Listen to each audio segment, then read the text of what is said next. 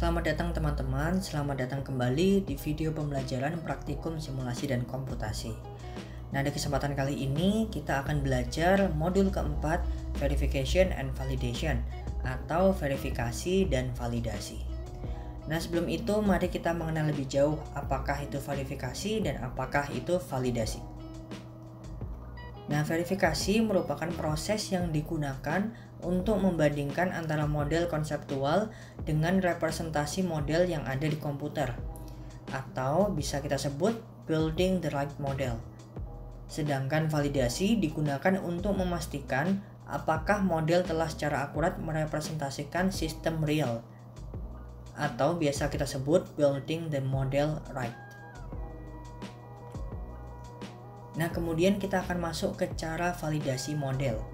Cara validasi model ada dua, yang pertama subjective test dan objective test. Sesuai namanya, subjective test melibatkan orang yang berpengalaman atau memiliki pengetahuan mengenai aspek-aspek dalam sistem untuk melakukan penilaian tentang model dan output model. Nah, objective test ini kita menggunakan data-data objektif yang kemudian akan kita bandingkan input dan outputnya nanti dengan sistem real. Nah, objective test ini kita lakukan dengan cara pertama menormalisasi data yang tersedia, apakah ada outlier atau tidak dengan menggunakan control chart.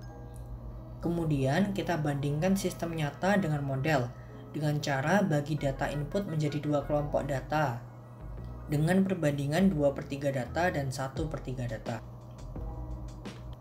Kemudian kita lakukan analisis expert fit pada 2/3 data dan 1/3 data untuk menentukan distribusinya. Bandingkan distribusi antara 2/3 data dan 1/3 data yang didapatkan dari hasil expert fit. Masukkan distribusi terpilih dari keseluruhan data tersebut pada model. Bandingkan jumlah input dan output antara model dengan jumlah input dan output pada sistem nyata.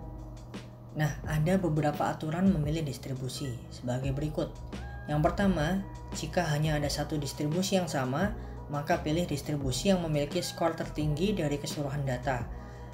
Yang kedua, jika ada dua distribusi yang sama, maka pilih distribusi dari 2/3 data dengan skor tertinggi.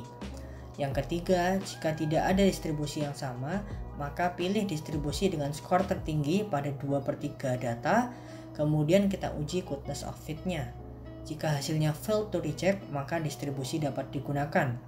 Sebaliknya, jika hasilnya reject, maka menggunakan distribusi empiris. Untuk lebih jelasnya akan dijelaskan di video berikutnya. Nah, ini adalah contoh kasus validasi. Pabrik PT Yakult Indonesia ingin mensimulasikan setiap proses pada pembuatan Yakult menggunakan 30 data waktu proses yang telah diambil, menggunakan observasi sebelumnya. Pabrik tersebut ingin menemukan distribusi yang cocok untuk masing-masing proses agar dapat menghasilkan hasil simulasi yang akurat. Nah, ini adalah data-data yang dihasilkan oleh observasi yang sudah dilakukan. Ada 9 proses dan 30 data. Sesuai tahapan tadi, kita akan bagi data menjadi dua bagian. Yang pertama 2/3 data yang berisi 20 data dan 1/3 data yang berisi 10 data. Data-data ini akan kita gunakan untuk membuat distribusi. Dan ini merupakan distribusi yang sudah kita buat menggunakan expert fit deflection. Nah, distribusi ini akan dimasukkan ke dalam proses time yang akan menjadi waktu proses setiap mesin. Kemudian, setelah mendapatkan waktu proses setiap mesin, kita akan bandingkan output deflection atau output model di komputer dengan output yang ada di sistem real. Nah, kemudian kita lanjut di contoh kasus verifikasi. PT Baja Perkasa memiliki 8 aktivitas atau proses dalam menjalankan kegiatan produksi pembuatan shaft. 8 aktivitas tersebut dijalankan oleh 16 operator dan melibatkan 15 flow material yang berbeda. IKM tersebut ingin melakukan verifikasi pada model yang telah dibuat.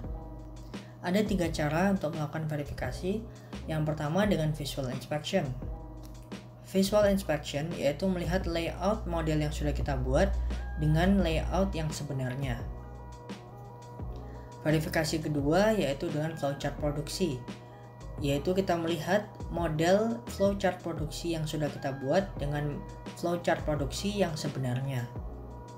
Yang ketiga adalah verifikasi kesesuaian model dengan ACD atau Activity Cycle Diagram sebagai berikut.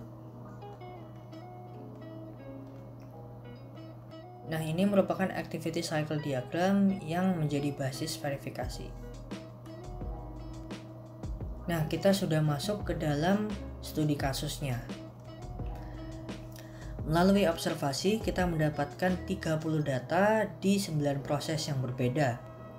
Kita harus membuat distribusinya yang paling sesuai untuk model tersebut. Nah, pembuatan distribusi akan dilakukan di video berikutnya.